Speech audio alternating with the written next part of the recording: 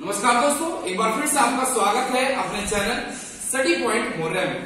दोस्तों, आज की इस क्लास में मैं आपको जो टॉपिक कराऊंगा वो एनआईएस की बुक सेकंड नंबर वाली बुक है, जिसका लेसन नंबर 15 है और उसका नाम है संवैधानिक मूल्य तथा भारतीय राजनीतिक व्यवस्था।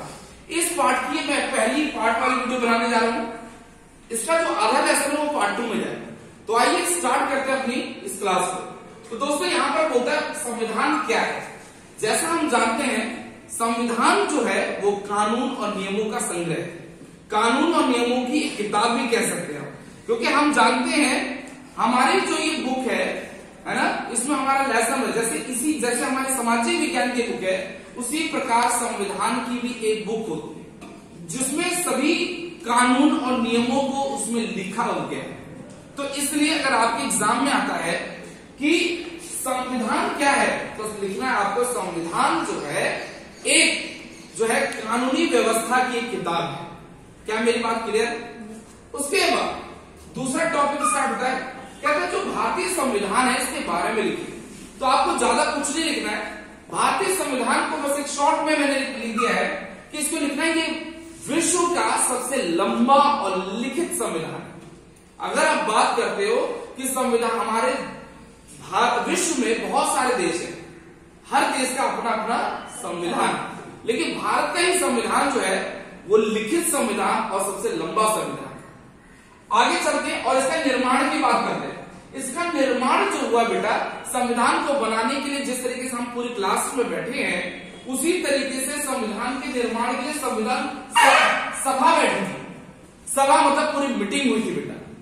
उसके बाद उसमें क्या देखा गया कि संविधान को निर्माण करने के लिए अंग्रेजों की विचारधाराओं के द्वारा अंग्रेजों के जो कानून थे 1909 में बनाए गए, 1919 में बनाए गए, 1919 में बनाए गए और 1935 में बनाए गए।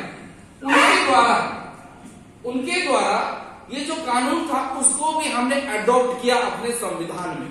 इसके साथ साथ हमने विभिन्न देशों से भी अपने कानूनों को जो है देशों के कानूनों को उधार लिया। जैसे हमारा जो संविधान बना बेटा, उस समय 395 अनुच्छेद थे, लेकिन कहा जाता है कि 200 के 200 अनुच्छेद जो है हमने अंग्रेजों के द्वारा बनाए गए 1935 के अधिनियम से एज इट इज अडॉप्ट कर लिया। फिर जो बाकी बच गए तो हमने अमेरिका से, रूस से, आयरलैंड से, ब्रिटेन से, अलग अलग देशों से हमने क्या करा, अपने संविधान में लिखा। तो इसलिए यहाँ के और इसके साथ साथ संविधान एक तो लंबा संविधान है, इसके निर्माण के लिए संविधान सभा बैठी और अंग्रेजों के द्वारा भी हमने अडॉप्ट किया कुछ अनुच्छेद, लेकिन उसमें कुछ और भी जोड़ा गया जिसे कहा गया गांधीवाद के नाम से लोकप्रिय हुआ। मतलब गांधीवाद जो गांधी जी की विचारधारा थी उसको भी जोड़ा गया और देश की सामाजिक और सांस्कृतिक सोच कि भारत जो है विदेश की तरह नहीं चल सकता, लेकिन हमारे भारत की क्या सामाजिक सोच है, क्या संस्कृति है हमारी, उसकी सोच को लेकर के भी संविधान की रचना की गई संविधान सभा के द्वारा। देन आगे चलते हैं। कहते हैं बेटा संविधान सभा की जो पहली बैठक हुई थी बेटा, है ना, जो पहला जो संविधान बनाने का जो कार्य जो प्रारंभ हुआ वो सबसे पहले 9 दिसंबर 1946 को मीटिंग बैठी। उस मीटिंग में क्या हुआ, डिस्कशन हुआ। देन इसके बाद इस समय बेटा जो जैसे इस क्लास में कोई ना कोई मॉनिटर क्लास टीचर आपका हेड होगा या मॉनिटर हेड होगा जब क्लास टीचर नहीं हुआ, तो उसी प्रकार इस संविधान सभा का जो सबसे पहला हेड व्यक्ति था वो अस्थायी व्यक्ति था, जो सबसे बुजुर्ग थे, उसका नाम डॉक्टर सच्चिदानंद सिन्हा था। लेकिन उसी के 2 दिन बाद, मतलब एक दिन छुट्टी करके अगले दिन क्या होता है बेटा, 11 दिसंबर को डॉक्टर राजेंद्र प्रसाद जो हमारे प्रथम राष्ट्रपति बने, वो इस संविधान सभा के स्थायी जो है बेटा, स्थायी का हमने अध्यक्ष बने, क्या हमने अध्यक्ष बने, ठीक है। और एक चीज और याद रखना, संविधान को निर्माण करने के लिए बेटा 2 साल 11 महीने 18 दिन लगे। मतलब पूरे संविधान को बनाने के लिए जो तैयारी की गई 2 साल 11 महीने और 18 दिन लगे। आपको बताना चाहता हूं बेटा, संविधान को निर्माण करने के लिए कम से कम 64 लाख लगभग 64 लाख 64 लाख रुपीस लगभग खर्चा हुआ था उसको बनाने के लिए।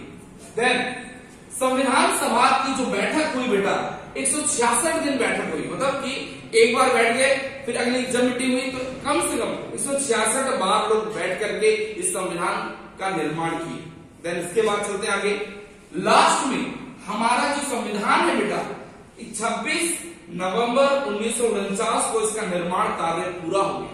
हमारा जो संविधान की किताब जो है संविधान पूरा का पूरा बन करके जो तैयार हो गया था बेटा वो 26 नवंबर 1949 को निर्माण हो गया। क्लियर।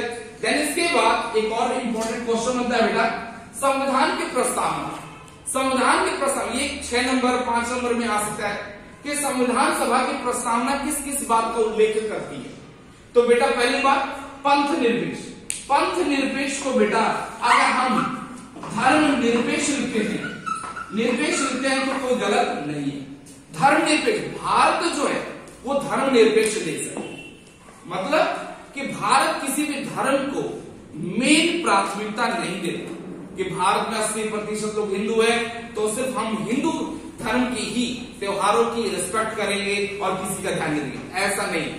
भारत धर्म निरपेक्ष या कह दो बेटा पंथ निरपेक्षता वाला देश है, तो ये उचित है, ये सही है, क्योंकि हर धर्म का भारत रिस्पेक्ट करता है। क्या मेरी बात क्लियर? दूसरा बेटा लोकतंत्र। भारत में राजतंत्र नहीं है बेटा, भारत में कोई राजा नहीं है कि राजा का बेटा मुखिया राजा ही बनेगा। भारत जो है वो लोकतंत्र देश है। कोई भी प्रधानमंत्री हो, आपका मोहल्ले का विधायक हो, वो जनता के द्वारा चुना जाता है, लोगों के द्वारा चुना जाता है। आगे न्याय। भारतीय संविधान है ना, भारतीय संविधान बेटा जो हमारा समानता का अधिकार है आर्टिकल नंबर 14 भी कहता है कि भैया कानून की नजर में हर लोग समान है। तो इसका मतलब है न्याय जो होना चाहिए वो न्योचित होना चाहिए, कोई भेदभाव नहीं होना चाहिए। वहीं पर बेटा स्वतंत्रता आर्टिकल नंबर 19 से लेकर के 22 तक हमारा स्वतंत्रता की व्याख्या करता है। आप हम कहीं आए जाए, हमें बोलने की आजादी, हमें कोई व्यवसाय की आजादी है, हमें कहीं पे भी बसने की आजादी है, ये सब स्वतंत्रता के अधिकार में आता है। यही हमारा संविधान की प्रस्तावना का स्वतंत्रता भी एक अंग है। समानता, समानता का अधिकार अगर आप वो भी देखेंगे तो भी इसमें चलेगा। समानता का अधिकार आर्टिकल नंबर बेटा 14 से 18 उसमें यही लिखा है कि 14 में क्या लिखा है, कानून की नजर में सभी लोग समान है। 15 में लिखा है बेटा कि राज्य किसी भी व्यक्ति के साथ धर्म जाति जेंडर के आधार पर भेदभाव नहीं कर सकता। आर्टिकल नंबर 16 में सभी को सरकारी नौकरी प्राप्त करने का अधिकार है। आर्टिकल नंबर 17 में बेटा छुआछूत का उन्मूलन। जो पुराने समय में जो छुआछूत होती थी बेटा, लोग क्या कहते किसी भी धर्म को छूने से कतराते थे, अगर ऐसा कोई करता आज के समय में तो उनके साथ कानूनी कार्रवाई की जा सकती है। आर्टिकल नंबर 18 में सभी प्रकार की उपाधियों का अंत कर दिया गया। ये सारी चीजें बेटा समानता में आती है। बंधुत्व बेटा ये फ्रांस की क्रांति से लिया गया है। बंधुत्व का मतलब भारत में भाईचारा, मतलब एक दूसरे के रिस्पेक्ट केयर ये सब होनी चाहिए। वहीं पर होता राष्ट्रीयता, हम भारत के नागरिक होने के साथ साथ हमारे यह कर्तव्य बनता है कि हमारे अंदर कभी भी जो लड़ाई झगड़े वो न हो, बल्कि हम 28 से 28 राज्य मिलजुल करके एक रहे। लास्ट पॉइंट बेटा मौलिक कर्तव्य, हमारा यह कर्तव्य है भारत का नागरिक होने के नाते कि हम अपने मानवतावादी बने, राष्ट्रवादी बने, यह हमारा कर्तव्य है कि हम अपने देश की रक्षा करें। कभी लड़ाई झगड़े में हम सब एक दूसरे के साथ। जिस तरीके से कोरोना में हमने क्या किया बेटा, हमारा ये कर्तव्य बना कि हम सब लोग अपने घरों में रहें, प्रोटेक्ट रहें, अच्छे से रहें, जिससे कि हमारे द्वारा किसी और का नुकसान न हो और किसी दूसरे के द्वारा हमारा नुकसान न हो। तो ये हमारा मौलिक कर्तव्य बनता है कि हम सब लोग एक दूसरे की केयर करें और मानवतावादी बने। तो मैं उम्मीद करता हूं कि ये सभी बच्चों को इस पार्ट 1 में आपने कुछ समझा होगा। ये सारे जो नोट्स, ये जो सारे पॉइंट्स है आपकी किताब NIOS की जो किताब है उसी के आधार पे लिखे गए हैं। इसके अलावा और भी जानकारियां हैं जो डीपेस्ट से जब आप बड़ी क्लास में आएंगे तो उसमें बहुत और डीप दिया गया है, तो इसलिए मुझे यहाँ डीप बताने की जरूरत नहीं पड़ी। आपके अकॉर्डिंग टू द बुक के ये सारे पॉइंट है। तो मिलते हैं अपनी दूसरी वीडियो।